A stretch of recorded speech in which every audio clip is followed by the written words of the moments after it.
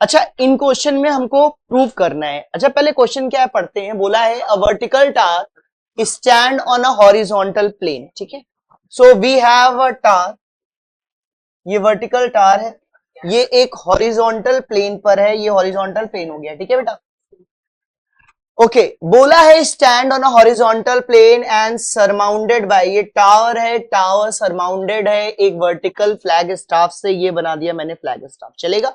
ठीक है, इस फ्लैग स्टाफ की हाइट क्या है बेटा? h है।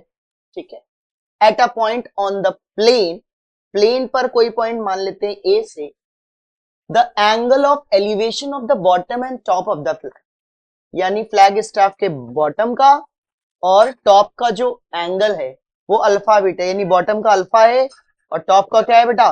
Beta. Okay, prove that the height of the tower, tower की हाइट कैपिटल एच ले लीजिए, मुझे इसी हाइट की वैल्यू प्रूव करनी है कि वो ये होगी। ठीक है, मान लो अगर ये प्रूविंग क्वेश्चन नहीं होता तो कैसे करते? सिंपल सी बात है, दो इक्वेशन लिखते हैं, tan अल्फा और tan बीटा में। चलिए आइए, सबसे पहले क्या यूज करते हैं हम लोग? tan अल्फा क्या होता है बेटा? Perpendicular upon base. परपेंडिकुलर क्या है? h है। बेस क्या है? बेस कुछ नहीं है, x ले सकते हैं हम लोग, ले लिया। बेस क्या हो गया? x। यहां से एक इक्वेशन हमको मिल चुकी है, ये इक्वेशन 2 क्या होती है बेटा? tan बीटा क्या होता है बेटा? Perpendicular that is small h plus capital H by base क्या है? ये मिल गई आपको दूसरी इक्वेशन। हमें बस इन दोनों इक्वेशन को क्या करना है? सॉल्व करना है, जैसे कि हम लोग यूजुअली करते हैं। ओके बेटा, x की वैल्यू निकाल के इसमें पुट कर दीजिए, तो x की वैल्यू आएगी h बाय tan अल्फा, उसमें पुट कर देंगे तो इक्वल टू होगा tan beta equal to small h plus capital H by x की वैल्यू क्या आ गई? Capital H by tan alpha, ये बाय tan अल्फा ऊपर आ गया। कोई दिक्कत, कोई परेशानी की बात है यहां तक? अगर यहां तक आपको कोई परेशानी नहीं है तो आगे भी आपको नहीं होगी। ये इक्वेशन कन्वर्ट हो गई इस फॉर्म में, इस कैपिटल H को इधर भेजिए, तो capital H tan beta equal to है small h tan alpha plus capital H tan alpha. ठीक है, अब एक काम करिए, इस कैपिटल H वाले को इधर ले लीजिए, तो आएगा capital H tan beta minus capital H tan alpha equals to small h tan alpha. ठीक है, अच्छा मैंने कैपिटल H की वैल्यू ना पुट करके स्मॉल x की ही वैल्यू पुट करी है। उसका रीजन है क्योंकि कैपिटल H तो हमें चाहिए, जो चाहिए होता है उसे हम अपने इक्वेशन में रखते हैं। इन दोनों में से अगर मैं कैपिटल H कॉमन कर लूं तो क्या बचेगा? tan beta minus tan alpha, ये इक्वल है स्मॉल h tan अल्फा के। अगर मैं कैपिटल H की वैल्यू पूछूं तो क्या आएगी बेटा? Small h tan alpha by tan beta minus tan alpha. और बेटा यही चीज हमें क्या करनी थी? प्रूफ करनी थी कि जो हाइट ऑफ द टार है, जो हमने कैपिटल H लिया है, उसकी वैल्यू ये होनी चाहिए।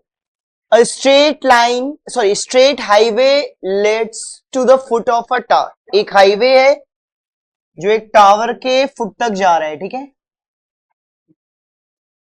A man standing at the top of the tower observe a car at angle of depression of 30 degree.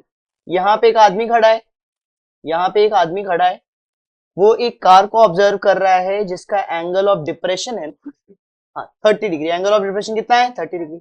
तो मैंने कहा था जैसे ही एंगल ऑफ डिप्रेशन बोले आप लोग उसमें इसमें कर दो एंगल ऑफ एलिवेशन में। ठीक है, which is approaching to the foot of the tower with uniform speed. ये कार जो है वो यूनिफॉर्म स्पीड से इस तरफ आ रही है, ये बात क्या है? 6 सेकेंड लेटर, मतलब ए पॉइंट से बी पॉइंट पे पहुंची कितने सेकंड में? 6 सेकेंड में। तो क्या हुआ? डिप्रेशन अब क्या हो गया? 60 हो गया, यानी इधर एलिवेशन क्या हो गया? 60 हो गया। Find the further time taken by car to reach the foot. ये प्रूविंग टाइप नहीं है लेकिन अच्छा इंपॉर्टेंट क्वेश्चन है, कर लीजिए। अच्छा एक चीज बताओ, इस टावर की हाइट को मैं h ले लूं और इस बेस को x ले लूं, चलेगा? सबसे पहले tan 60 लगाइए, h बाय x आ जाएगा, यहां तक कोई दिक्कत हमें नहीं। ये बन गई इक्वेशन नंबर। अच्छा एक देखो यहां पे सेकंड देके रखा है, इतने सेकंड चला। लेट्स से स्पीड कितनी है? यूनिफॉर्म स्पीड है, स्पीड को क्या मैं u ले लूं? यू मीटर पर सेकेंड, यानी 6 सेकेंड में क्या होगी, कितनी डिस्टेंस चलेगा, डिस्टेंस इन 6 सेकेंड कितना आएगा भाई, 1 सेकेंड में यू मीटर चलती है तो 6 सेकेंड में 6 यू चलेगी, कितनी चलेगी 6 यू, यहां से यहां तक पहुंचेगी 6 यू सेकेंड में। क्या मेरी ये बात समझ आई कि नहीं भाई? आप एक छोटी चीज समझो बड़े ध्यान से, ए से बी में टाइम लेती है 6 सेकेंड, क्या लेती है, तो अगर स्पीड जो यूनिफॉर्म है इसको हमने क्या ले लिया बेटा, यू मीटर पर सेकेंड ले लिया, कितना ले लिया, यू मीटर। अच्छा यू मीटर पर सेकेंड का मतलब क्या है, यू मीटर चलती है 1 सेकेंड, तो 6 सेकेंड में कितनी चलेगी 6, ठीक है। अब एक छोटी चीज समझो, यहां पे देखना, पूछ तुमसे रहा है further time taken, let's say time लगेगा इसको कवर करने में टी सेकेंड लगेगा, कितना लगेगा, अच्छा टी सेकेंड लगेगा, 1 सेकेंड में यू चलती है तो टी सेकेंड में कितनी चलेगी, टी यू, कितनी चलेगी टी यू, तो ये डिस्टेंस कितनी हो जाएगी टी यू। पहले मैं एक्स ले रहा था बट एक्स से काम बनेगा नहीं, तो यहां पे हमको क्या लेना पड़ेगा टी यू। एक बार फिर से सीखो इसको, यूनिफॉर्म स्पीड बोला मतलब स्पीड कौन, मतलब यूनिफॉर्म है, जिस स्पीड से चल रही है उसी स्पीड चल रही है। अच्छा अब देखो, स्पीड को अगर यू मीटर पर सेकंड लिया मैंने, यानी 1 सेकंड में यू मीटर चलती है, 6 सेकंड में कितनी चलेगी 6 यू, और टी सेकंड में चलेगी टी। क्या ये समझ में आ गया? अच्छा यहां पे मुझे टाइम नहीं ले सकते, हमको डिस्टेंस ही चाहिए, क्योंकि हम लोग हाइट एंड डिस्टेंस यूज कर रहे हैं ना।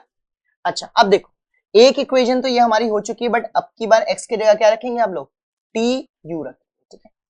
अच्छा दूसरी क्या बनेगी, tan 30 बनेगी। tan 30 क्या होता है, परपेंडिकुलर अपॉन क्या होता है बेटा, बेस। बेस क्या है 6u प्लस टी यू, इतने में कोई दिक्कत कोई परेशानी नहीं, ठीक है। अच्छा इसकी वैल्यू क्या होगी जरा बताओ, √3, तो h इक्वल्स टू क्या आएगी, √3 टी यू आएगी, यस या नो, इसको उठा के इसमें पुट कर दीजिए। tan 30 की value 1/√3 equals to T U by 6u plus T U, cross multiplication 6u plus T U equal to, बेटा यहां पे एक गलती है, √3 नहीं लिखा हमने, √3 3tu आएगी। अच्छा एक चीज बताओ, u u u सबसे कट गया, 3t में t गया, कितना बचा 2t इक्वल टू कितना है 6, t की वैल्यू कितनी आ गई 3। अच्छा t क्या था, टाइम था, इसमें सेकंड में, यही आंसर है बेटा, टाइम क्या होगा 3 सेकंड। चलो बेटा बढ़ते हैं इसके बाद नेक्स्ट क्वेश्चन पे। नेक्स्ट क्या है ध्यान से देखिए, नेक्स्ट क्वेश्चन है, a person standing on the bank of river observe that the angle of elevation of the top of the tree standing on opposite side is 60 degree. मतलब बीच में gap है, मान लो ये रिवर है, ठीक है, यहां से यहां तक, अपोजिट में एक ट्री खड़ा है, यहां पे मैंने यहां से एंगल ऑफ एलिवेशन कितना बन रहा है 60 डिग्री। ओके आगे देखते हैं, when he moves 40 metre away from the bank, away जाता है यानी पीछे जाता है, तब क्या होता है, he finds the angle of elevation to be 30 degree. अब एलिवेशन कितना हो गया 30 हो गया। Find the height of the tree, height of the tree को क्या ले लिया मैंने h ले लिया, ठीक है, height of the tree and the width of the river, width of the river क्या ले लिया बेटा x ले लिया। अच्छा कितने मीटर अवे गया था 40 मीटर, तो ये लेंथ क्या होगी बेटा 40 मीटर। फिर से दो इक्वेशन, एक लगेगा tan 60, tan 60 क्या आएगा बेटा परपेंडिकुलर अपॉन x, यहां से √3x इक्वल्स टू क्या हो जाएगा h हो जाएगा। कोई दिक्कत परेशानी की बात? अच्छा नेक्स्ट लगेगा tan 30, tan 30 होगा perpendicular h by base 40 plus. अच्छा इसकी वैल्यू होती है 1/√3, h की वैल्यू √3x बाय कितना बेटा 40 प्लस x, क्रॉस प्लॉट करेंगे तो 40 plus x equals to 3x, 2x equals to 40, x की वैल्यू कितनी आ गई 20, यानी width of the river 20 metre है। अच्छा अगर हाइट निकालना है तो 20√3 आएगी, कितनी आएगी बेटा 20√3 की वैल्यू होती है 1.732, 2 2 4 6 14 का 4 1 carry 2 1 3, 34.64 metre is the height of the tree. Okay please copy it.